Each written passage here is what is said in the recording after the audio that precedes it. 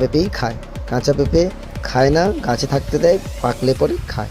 ও আরেকটা কথা, এরা এখানে শিলাকুলকে বিষফল নামেই চেনে। এত টক, তীব্র এবং কেমন একটা দেখতে। কিন্তু আমরা তো বাঙালি, আমরা তো বাদ দিইনি, গাছে উঠে গেছে একটা বন্ধু। তো এখানে শিলাকুল গাছ একটা দেখতে পেলাম। এই মাটিতে শিলাকুল গাছ সিরিয়াসলি এত বড় বড় হয়েছে। মোটামুটি এই মাটিতে যা দেবে তাই হবে, তাই জন্য এরা চাষবাস করে অনেক অনেক অনেক টাকা ইনকাম করে এবং করতে থাকবে আজীবন। এছাড়াও বাড়িতে বাড়িতে দেখলাম তেঁতুলের সিজনের সময় তেঁতুল যাদের গাছ আছে গ্রামের বাড়িতে, তারা তেঁতুল ছাড়িয়ে, তোমাদের ছাড়ানোর পদ্ধতিটা দেখাচ্ছি মেরে মেরে কীভাবে ছাড়াচ্ছে। তো আমি আন্টিকে বললাম একটু ভিডিও করব। তো তেঁতুল ছাড়িয়ে তেঁতুল বিক্রি করেও আয় ইনকাম উঠে আসে।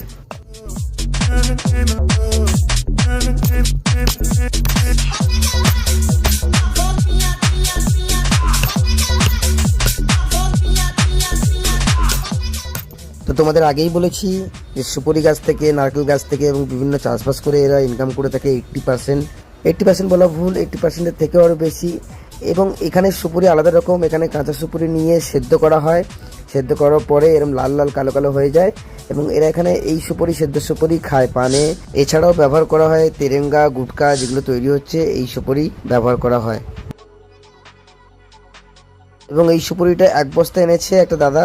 এই সুপুরিটার দাম বলছে 1 কুইন্টালের দাম 50,000 টাকা। আমার চোখের সামনে টাকাটা গুনে নিল, আমি ভিডিও করতে পারিনি, তাই এমনিই বললাম, দেখালাম। আরও কি চাই, এখানে তরমুজও চাষ হয় বিঘের পর বিঘে, এখানে যা চাইবে তাই পাবে। এই মাটি আসলে সোনা ফলে।